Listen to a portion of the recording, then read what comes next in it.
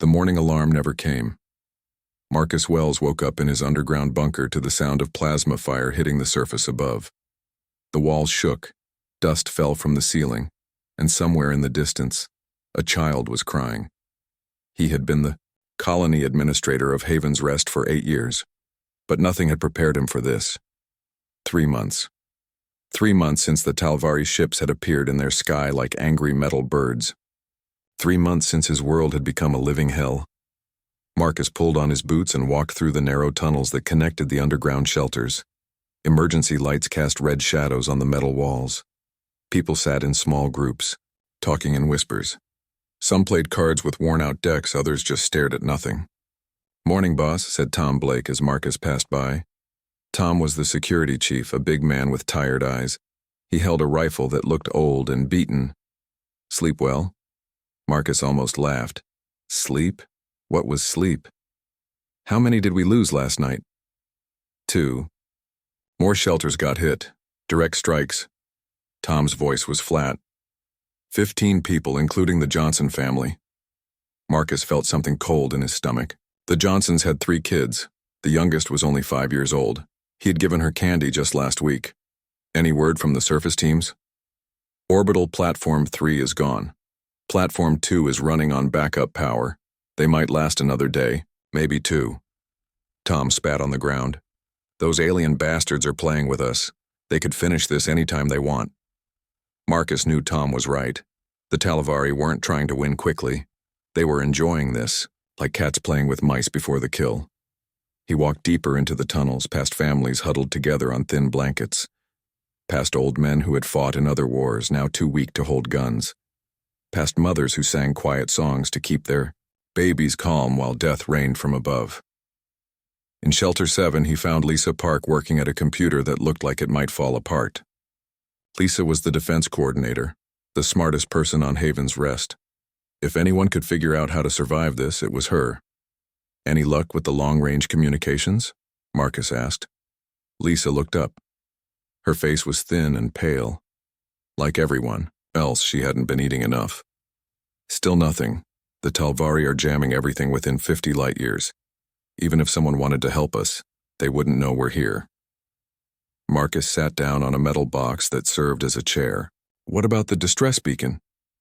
"It's still broadcasting. Bob has it running on automatic, sending out our call for help every 6 hours." Lisa's fingers moved over the keyboard. "But Marcus, we both know the truth. Haven's Rest is too far out. Too forgotten. Most people in Earth space think this colony was abandoned years ago." She was right, and they both knew it. Haven's Rest was on the edge of human space, far from the main trade routes. It was a mining colony, nothing more. They dug rare metals from the ground and sent them back to the core worlds. Nobody cared about miners and their families. "How long can we hold out?" Marcus asked. "Food will last maybe 2 more weeks if we cut rations again. Water is okay for now." "But Marcus..." Lisa stopped typing. "The kids are getting sick. Not enough to eat. Too much stress. Dr. Martinez says some of them won't make it through winter." Winter on Haven's Rest was brutal. Even with heating systems, the cold could kill, and their heating systems were failing one by one.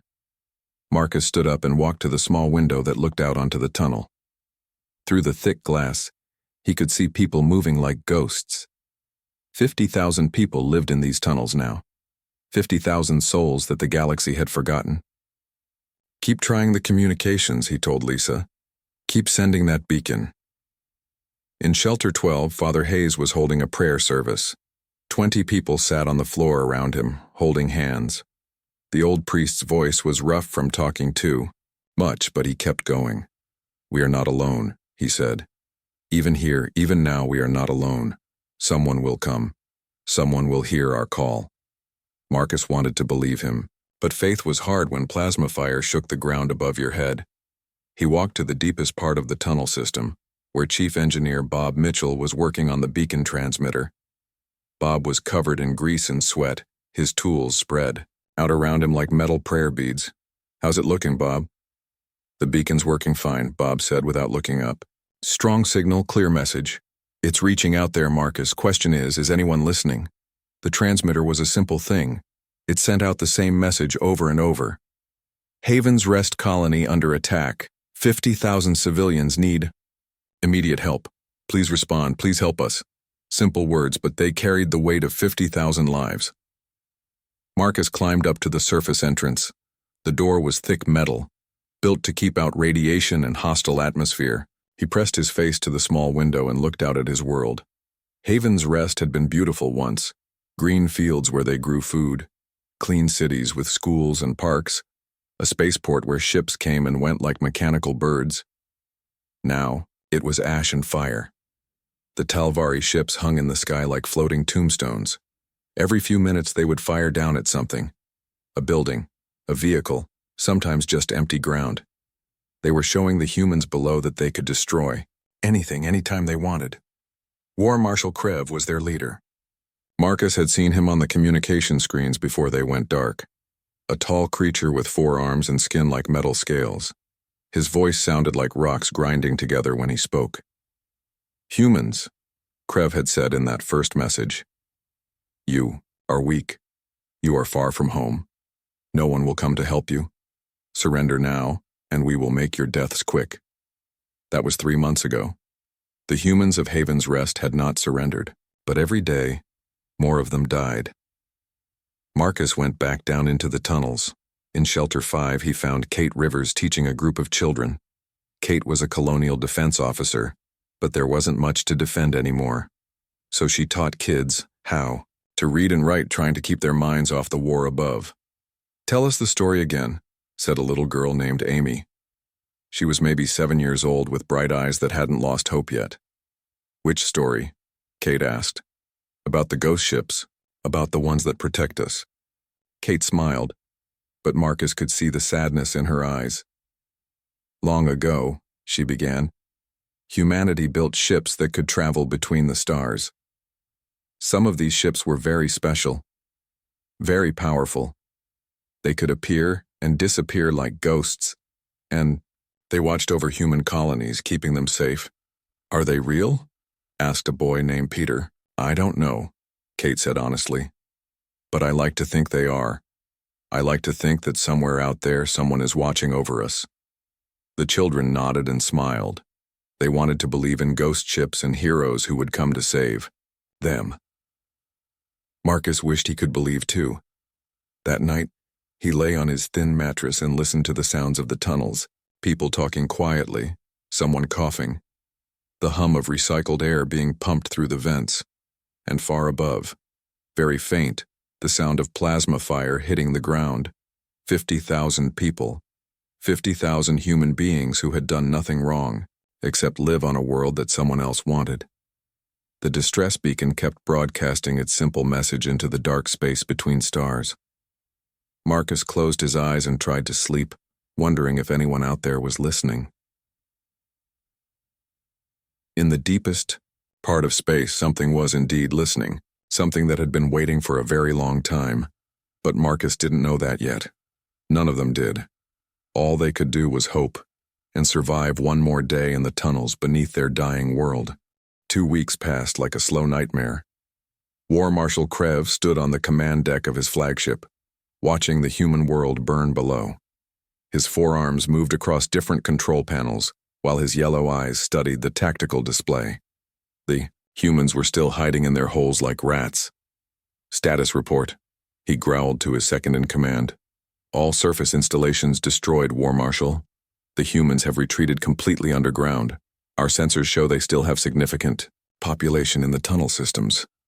Krev's mouth opened, showing rows of sharp teeth in what passed for a Talvari smile. "Good. Let them suffer a little longer. My young warriors need target practice." On the bridge around him, younger Talvari officers watched the displays with eager eyes. This was their first real combat mission. To them, this siege was like a training exercise with live targets, sir, said Sub-Commander Vex, a female Talvari with silver markings on her scales.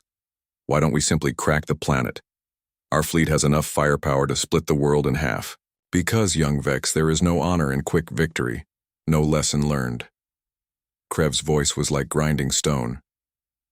"When we finally finish these humans, word will spread throughout their space. They will know what happens to colonies that resist. The Talvari Empire. Below them, Lieutenant Corps was running bombing practice with the newest pilots. Every few hours, they would pick a random section of the planet and rain plasma fire on it. Sometimes they hit human structures. Sometimes they just made pretty explosions in empty fields. This is almost too easy, Corps reported. The humans have no orbital defense left. Their ships are destroyed. They cannot even shoot back anymore. Creve nodded. Easy victory was exactly what he wanted. In 3 days, they would begin the final assault on the tunnel systems. Gas attacks first, then ground troops to finish off any survivors. Clean, simple, efficient. But something bothered him. In all his years of conquest, Krev had never seen humans give up so completely. Usually, they kept fighting even when they had no chance of winning. These humans just hid. Keep monitoring their communications, he ordered. I want to know what they're planning. Down in the tunnels, the humans weren't planning anything. They were just trying to survive. Marcus stood in the main meeting room looking at faces that got thinner every day. The colony council had shrunk from 12 people to 8. 4 had died in the bombing raids. The remaining 8 looked like walking ghosts. Food supplies? Marcus asked. 7 days left, reported Supply Chief Dan Miller. 8 if we cut children's rations, too. Silence filled the room. Nobody wanted to starve children, but they were running out of choices. Medical situation? Dr. Martinez, an old woman with kind eyes, shook her head. I've lost 12 patients this week, not from injuries, from hunger, stress, disease. The children are weakest. Some of them. She stopped talking and wiped her eyes. Tom Blake hit the table with his fist. There has to be something we can do. We can't just sit here and wait to die. What do you suggest? Lisa asked quietly. We have no ships, no weapons that can reach orbit, no way to fight back. All we can do is hope someone receives our distress. Signal. How long have we been broadcasting? Asked Father Hayes. 97 days, Bob answered from the corner. He looked older than his 50 years, bent over from constant work on failing systems. The beacon goes out every 6 hours, automatic. Same message every time. Marcus walked to the small communications console and activated the display. The beacon's message appeared on screen in simple text. Haven's Rest Colony under attack. Coordinates 847-332-119. 50,000 civilians need immediate assistance. Talvari forces overwhelming. Please respond. Please help. Such simple words. Such a desperate plea sent into the vast emptiness of space. Has anyone responded? Any signal at all? Marcus asked. Bob shook his head. Nothing. Not even automated traffic control responses. It's like we're screaming into a dead universe. In Shelter 9, the food riots had started 3 days ago. Kate, Rivers walked through the damaged corridor, stepping over broken boxes and scattered supplies. 20 families had fought over the last week's rations. 3 people were seriously hurt. 1 man had a broken nose. A woman had knife cuts on her arms. This can't happen again, Kate told the crowd gathered around her. We have to work together or we all die. Easy for you to say, shouted Jake Peterson, a miner with angry eyes. Your family gets the same rations as everyone else, but my kids are crying themselves to sleep every night because they're hungry. Other voices joined in. Angry voices. Scared voices. People pushed closer to Kate, and she felt the crowd's mood turning dangerous. Listen to me. Kate raised her voice. I know. You're hungry. I know you're scared. We all are. But fighting each other won't bring more food. It won't make the Talvari go away. All it does is make us weaker. Then what do we do? Asked Maria Santos, holding her baby close to her chest. The baby was too thin, its cry too weak. What do we do when there's no food left? Kate didn't have an answer. None of them did. In the deepest shelter, Father Hayes held prayer services 3 times a day now. More people came each time. Even people who had never believed in anything were coming to listen to his words. I know some of you think God has abandoned us, the old priest said to the crowd of 40 people sitting on the cold floor. I know it feels like we're alone in the dark, but I want you to remember something. He held up an old, worn book. His Bible had survived 2 wars and 40 years of preaching. Now it might be the last Bible left on Haven's Rest. Darkness always comes before the dawn. The storm always passes, and sometimes help comes from places we never expected. "Where's our help, Father?" asked old Ben Clark, a farmer whose fields were nothing but ash now. "We've been calling for 3 months. Nobody's coming." Father Hayes smiled, but his eyes were sad. "Maybe they are coming, Ben. Maybe they're already on their way. Space is big, and even the fastest ships take time to travel. Or maybe," said a bitter voice from the back, "maybe nobody cares about a mining colony on the edge of nowhere." The crowd got quiet. Everyone was thinking the same thing, but nobody wanted to say it out loud. Above ground, the Talvari continued their casual destruction. Today they decided to target the old school building. It had been empty for months, but they bombed it anyway, just because they could. Lieutenant Corps reported the successful strike to War Marshal Krev. "Direct hit on human education facility. Structure completely destroyed." "Excellent," Krev replied without interest. He was studying star charts, planning the fleet's next conquest after they finished with Haven's Rest. There were 3 more human colonies within striking distance, all of them probably just as weak as this one. But something nagged at him, a feeling he couldn't identify. In his 50 years of military service, Krev had learned to trust his instincts. Right now, those instincts were telling him something was wrong. "Subcommander Vex," he called.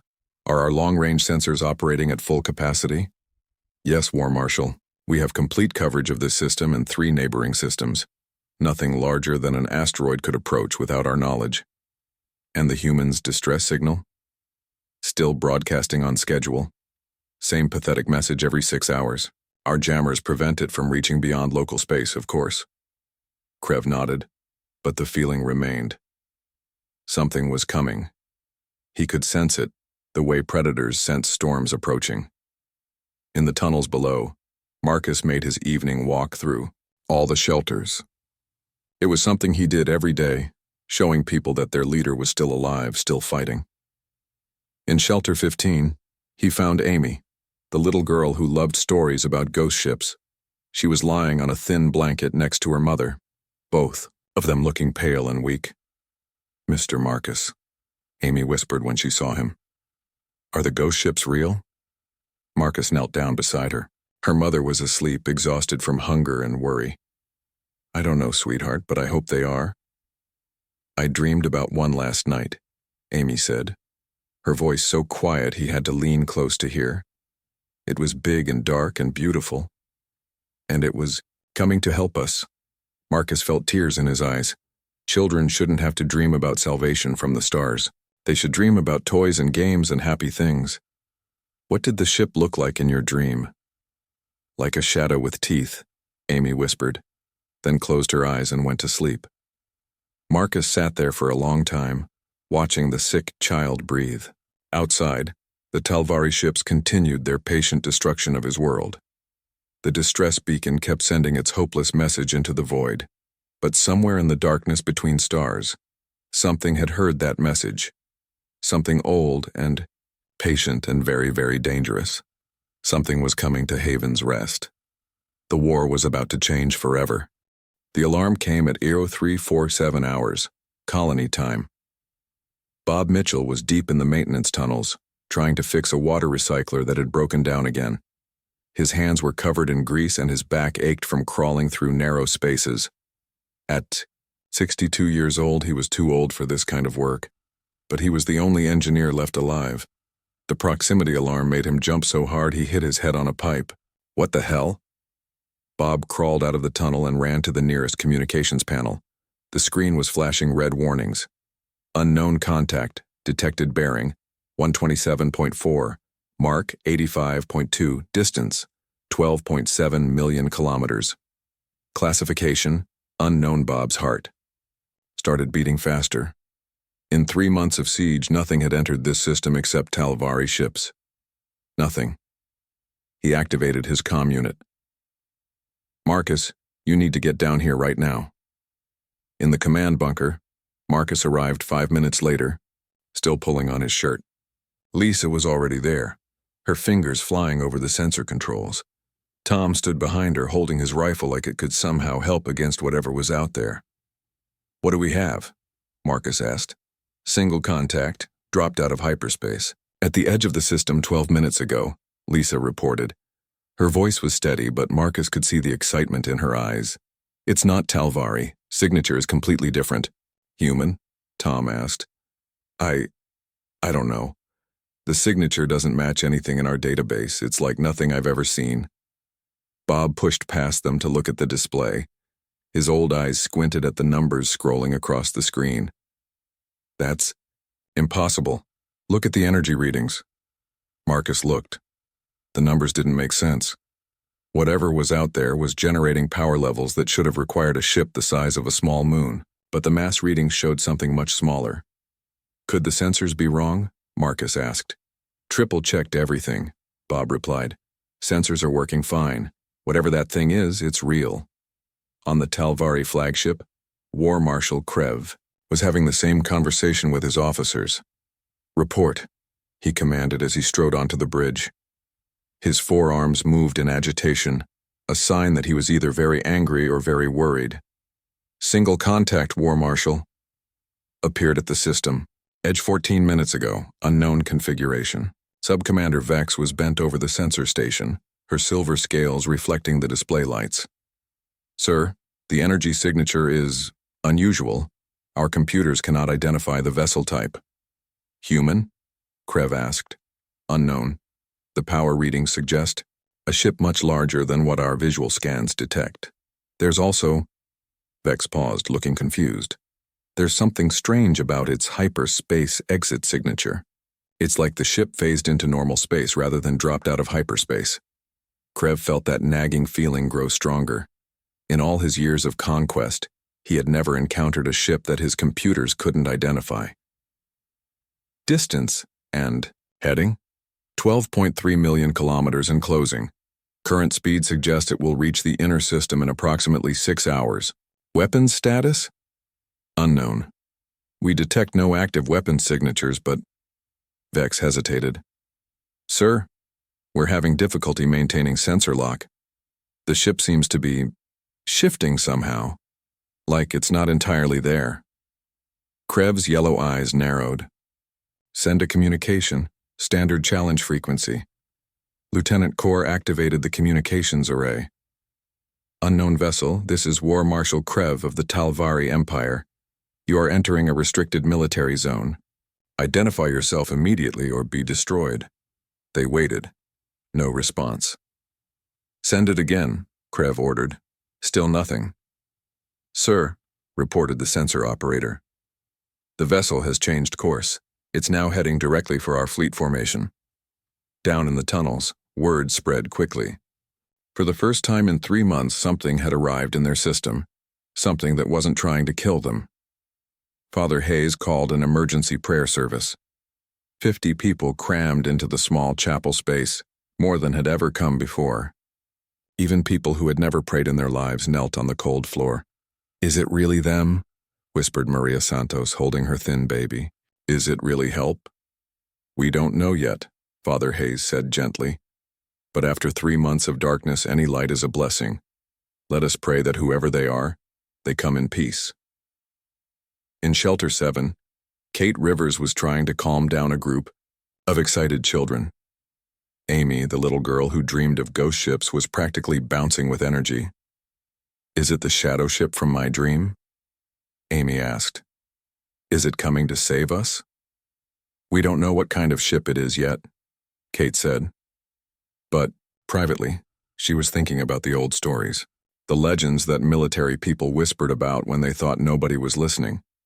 Stories about ships that didn't officially exist. Ships that appeared when humanity needed them most. Ships that could end wars before they began.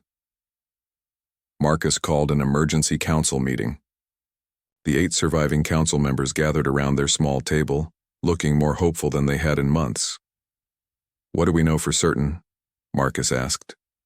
"One ship, unknown type, heading toward the inner system," Lisa reported. The Talvari are clearly as confused as we are.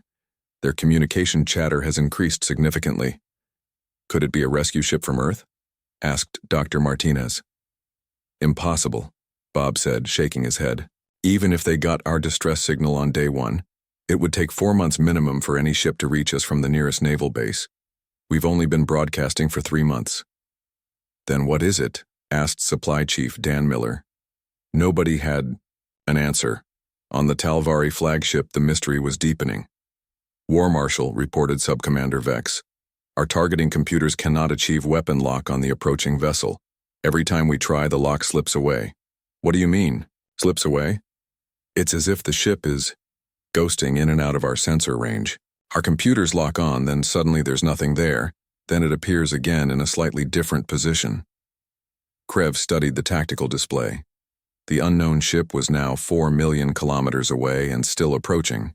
It moved with a grace that seemed impossible for something made of metal and circuits. Fleet status?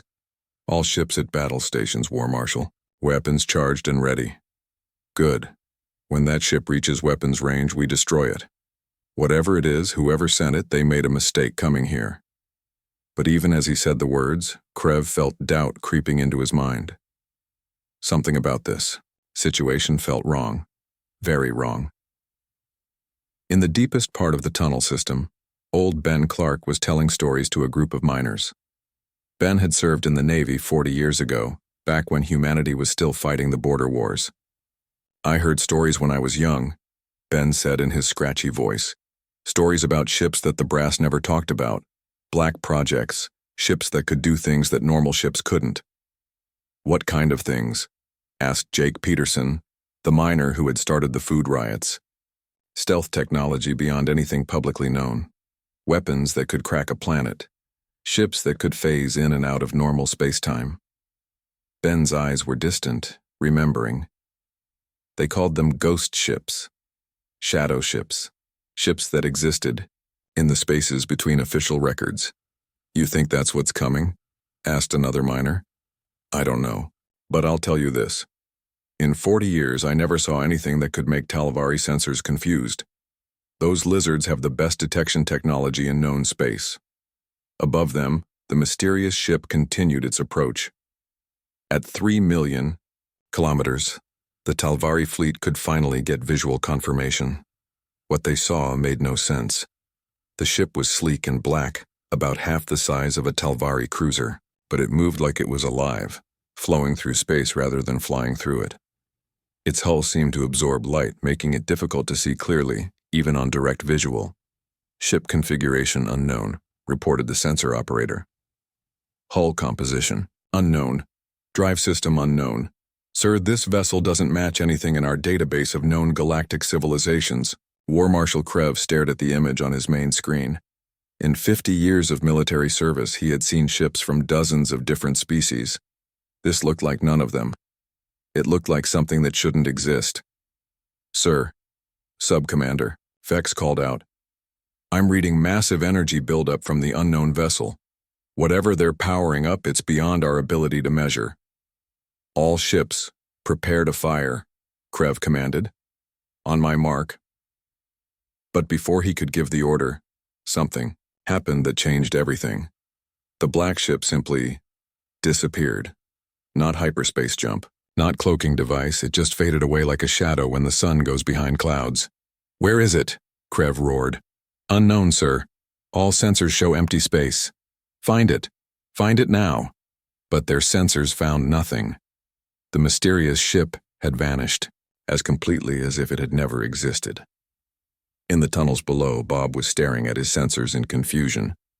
It was there. Then it wasn't. I've never seen anything like it. Marcus felt hope and fear fighting in his chest. Is it gone? Did it leave? I don't think so, Bob said slowly. I think it's still here. I think it's just hiding. Outside, in the cold space between Haven's Rest and the Talvari fleet, something moved in the darkness, something patient, something dangerous, something that had been waiting a very long time for this moment. 20 years ago, the ship had died. Captain James Cross remembered that day clearly, even though it felt like a lifetime ago. The Reaper's Edge had been humanity's greatest secret, their most advanced warship. Built in hidden shipyards, crewed, by volunteers who officially didn't exist, designed to be the ultimate weapon. Then came the test flight that went wrong. They had been testing the phase drive, humanity's greatest breakthrough in space technology. The ability to slip between dimensions, to exist in the spaces between normal reality. But something had happened. The ship had phased out of normal space and couldn't phase back. For 20 years they had drifted in the shadow realm, watching the universe through a gray filter. They could see everything, but nothing could see them. They watched human colonies grow and prosper. They watched wars begin and end. They watched their own names added to lists of the dead, but they never stopped listening to the distress signals. "Captain," called out Navigator Beth Stone from her station. "We're approaching the target system, Haven's Rest Colony." Captain Cross was a tall man with gray hair and scars on his hands from 20 years of trying to fix an unfixable ship.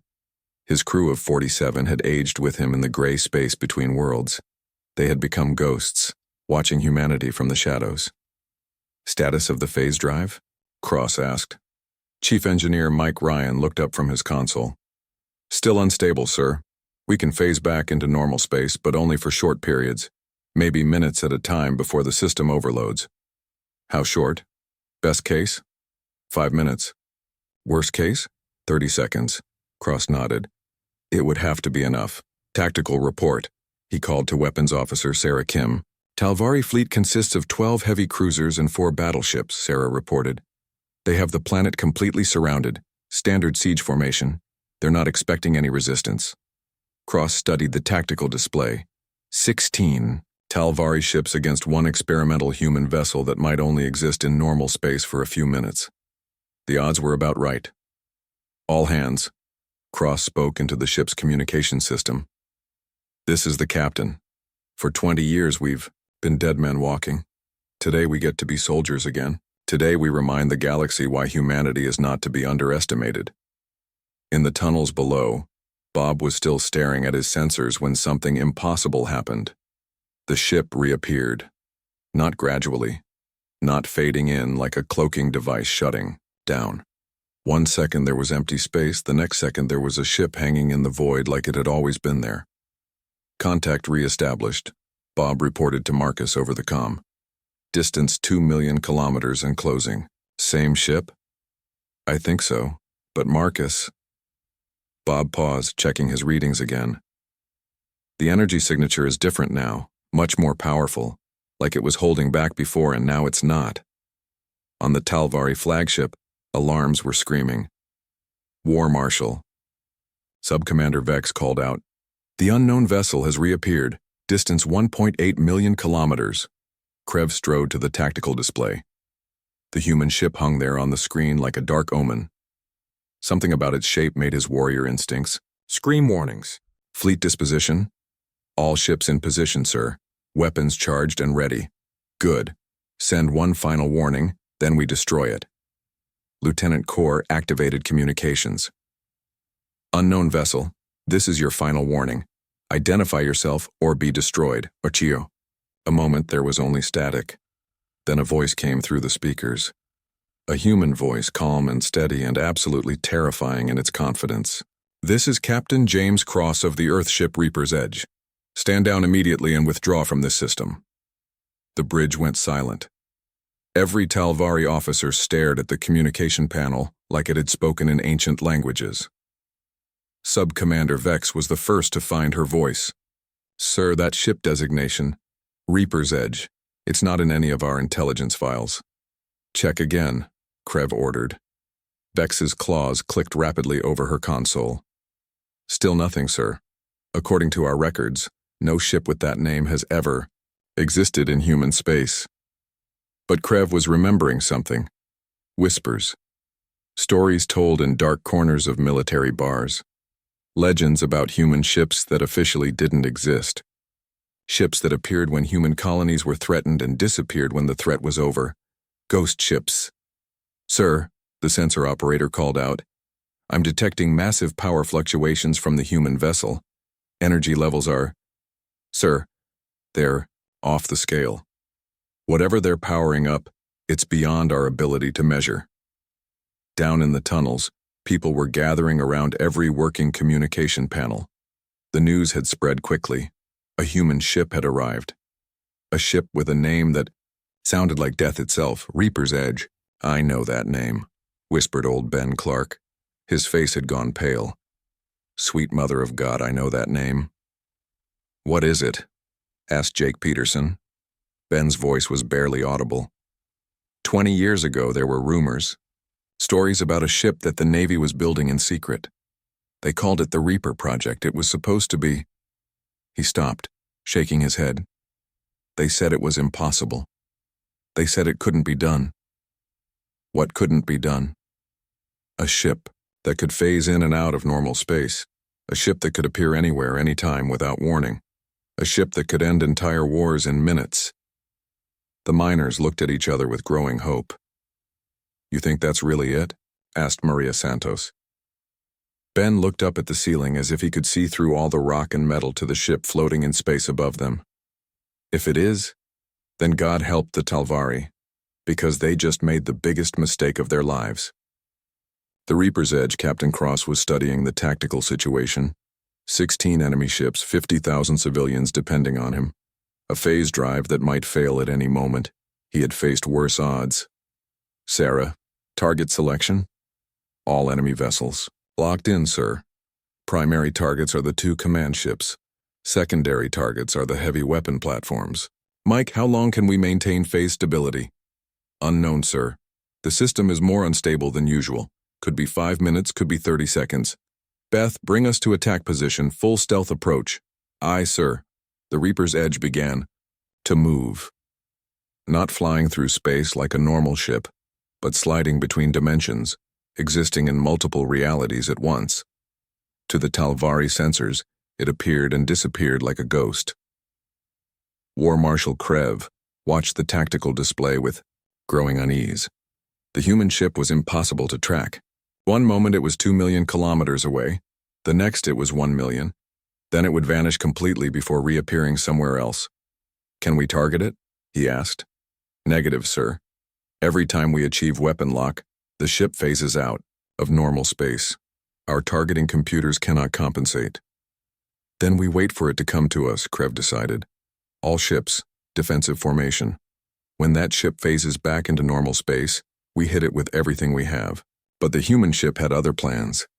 Captain Cross stood on his bridge, watching the enemy formation on his tactical display. 16 ships arranged in a perfect defensive pattern. They were waiting for him to attack conventionally. They were about to learn that the Reaper's Edge didn't do anything conventionally. Sarah, are you ready? All weapons charged and targeted, sir. Just give the word. Mike, phase drive status. Holding steady for now, sir, but I can't guarantee how long. Cross looked around his bridge at the crew that had died 20 years. Ego but kept fighting anyway. Men and women who had given up everything to serve on a ship that officially didn't exist. Ladies and gentlemen, he said quietly, let's remind the galaxy that humanity protects its own. He turned to face the main screen, where the Talvari fleet waited in their perfect formation. All stations, battle ready. Prepare for phase shift to normal space. The ship around them hummed with power that defied physics. Energy that shouldn't exist flowed through systems that couldn't work. The Reaper's Edge prepared to return to the world of the living. On my mark, Cross said. In the tunnels below, 50,000 people held their breath. In space above, 16 Talvari ships waited for an enemy they couldn't understand. And somewhere between dimensions, a ghost ship prepared to become very, very real. Mark, said Captain Cross. The war was about to end. 1427 Colony Standard Time. The Reaper's Edge phased into normal space directly in the center of the Talvari fleet formation. War Marshal Krev had exactly 1 second to realize that everything he knew about warfare was about to change forever. Second, 1, the human ship materialized between his flagship and the heavy cruiser Death's Talon, like a shadow becoming solid. But it wasn't just appearing. It was doing something impossible. Reality bent around the Reaper's edge. "What in the name of the ancestors?" Krev whispered, as his sensors went completely insane. The human ship was generating a field that his science officers had no name for. Space-time itself was twisting around the vessel, creating pockets of accelerated time in areas where time moved backward. Half of his fleet simply stopped. Not destroyed, not damaged. Stopped. 8. Talvari ships hung motionless in space, their crews frozen between one heartbeat and the next. Their weapons were charged but couldn't fire. Their engines were running but couldn't move. They existed in bubbles of stalled time, watching helplessly as seconds became minutes, became hours in the space around them. On the heavy cruiser Starkiller, Captain Thex tried to give orders, but his words came out so slowly that each syllable took 30 seconds to form. His crew moved like they were swimming through thick liquid. Their plasma cannons charged with infinite slowness, each energy cycle taking forever. "Impossible," Krev breathed, watching his tactical display show 8 ships that were technically functional but completely useless. Second 2. The remaining 8 Talvari ships opened fire with everything they had: plasma bolts, quantum torpedoes, particle beams, enough firepower to crack a moon. All of it aimed at the black human ship floating in their midst. Every shot passed through the Reaper's edge like it was made of smoke. "Target is non-corporeal," screamed Sub-Commander Vex. "All weapons passing through without impact." The human ship wasn't just phasing in and out of normal space. It was existing in multiple dimensions at the same time, shifting between realities faster than Talvari weapons could track. Lieutenant Kor fired his ship's main cannon directly at the human vessel from point-blank range. The massive plasma bolt passed through the Reaper's edge and struck the Talvari battleship Iron Fist instead, crippling it instantly. "Cease fire. Cease fire," Krev commanded. "We're hitting our own ships." But it was too late. In their panic, 3 more Talvari vessels had fired at the ghostly human ship. Their weapons passed harmlessly through their target and struck their own fleetmates. The humans weren't even shooting back, and the Talvari were destroying themselves. Second 3 War. Marshal Krev tried to give the order to retreat. He opened his mouth to command his fleet to withdraw, to escape this nightmare that defied everything he understood about the universe. No sound came out. He tried again, still nothing. Around him, his bridge crew moved in slow motion, their voices reduced to deep, rumbling sounds that made no sense. The air itself seemed thick and heavy, like breathing underwater. The human ship had done something to space around, his flagship. Time was moving differently here. Seconds stretched into minutes. Minutes became hours. Krev realized with growing horror that while he could think and see normally, his body was trapped in slowed time. He could watch everything happening, but he couldn't affect it. He was a prisoner in his own command chair, forced to witness the destruction of his fleet. On his screens, he could see the other Talvari ships trying to escape. But something was wrong with space itself around the human vessel. Ships that tried to jump to hyperspace found their drives simply wouldn't engage. An impossible gravitational field surrounded the entire battlefield, generated by technology that shouldn't exist. The Talvari fleet was trapped like insects in amber. Second 4 Captain Cross stood on the bridge of the Reaper's edge, watching the chaos unfold around his ship. "Phase drive holding steady," reported Chief Engineer Mike Ryan. "But we're pushing it beyond safe limits. The dimensional barriers are starting to break down." "Weapon status?" Cross asked. "All systems ready, sir. But we haven't fired a shot. The enemy is destroying themselves." Cross nodded. It was exactly what he had hoped would happen. The Reaper's edge wasn't designed to destroy fleets through brute force. It was designed to break the enemy's ability to fight at all. On his tactical display, he could see the results of 4 seconds of engagement. 8 Talvari ships trapped in time distortion fields, their crews experiencing minutes for every second that passed in normal space. 3 Talvari ships damaged by friendly fire, their own weapons turned against them by the ship's dimensional phasing. 5 Talvari ships trapped by artificial gravity fields, unable to move or escape. the flagship frozen in a temporal bubble, its command crew slowed to near immobility. 16 of the most powerful warships in known space, reduced to helplessness by a single human vessel that most people believed was a myth. "Sir," called Navigator Bethstone, "the phase drive is starting to fluctuate. We may lose dimensional stability soon." "How long do we have?" "Maybe one more second in this configuration." Cross looked at the trapped Talvari fleet. "War Marshal." Krev's flagship hung motionless in space, its commander frozen in his chair like a statue. It was time to end this. Cross activated the ship's communication system. His voice would be transmitted on every frequency, heard by every ship in the system, Talvari and human alike. Second 5. This is Captain James Cross of the Earthship Reaper's Edge. The words cut through space like a blade. In the tunnels below, 50,000 colonists stopped breathing. On the Talvari ships, crews that could still move turned to their communication panels in terror. For 3 months, you have attacked defenseless civilians. You have bombed schools and hospitals. You have shown no mercy to the innocent. Cross's voice was calm, cold, and absolutely terrifying in its certainty. You believed that no one would come to help them. You were wrong. The Reaper's Edge began to change. The ship's hull, which had appeared solid black, suddenly showed its true nature. Weapon ports opened along its sides like hungry mouths. Energy conduits glowed with power that made the Talvari sensors scream warnings. This is humanity's final warning to the Talvari Empire. Leave this system immediately. Leave human space entirely. If you return, if you threaten any human colony ever again, we will find you. War Marshal Krev, trapped in his chair by slowed time, felt something he had never experienced in 50 years of conquest. Pure, overwhelming terror. We are the Reaper's Edge. We are the shadow that watches from between the stars. We are what happens when humanity says, enough. The human ship began to fade, phasing back toward whatever dimension it had come from.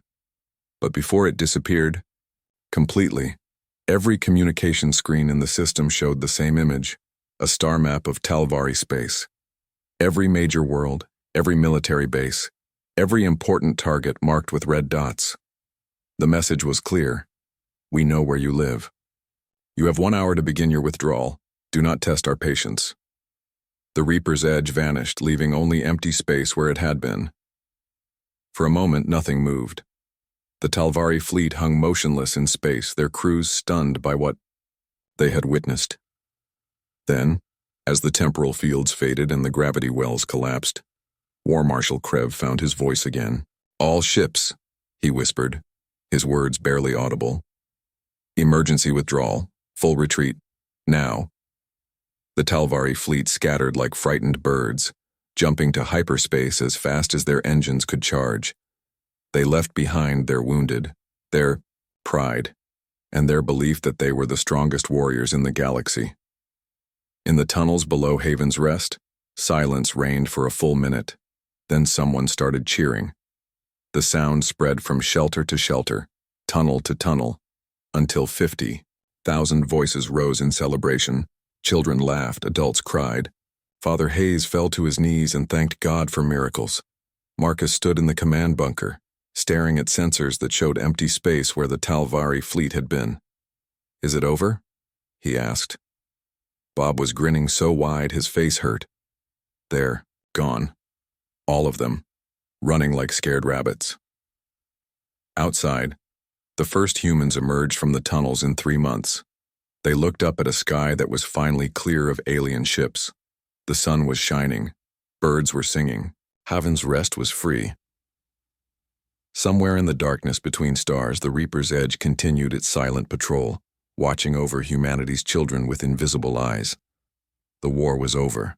Humanity had won, and the galaxy would never forget the day a ghost ship reminded them why humans were not to be underestimated. The end.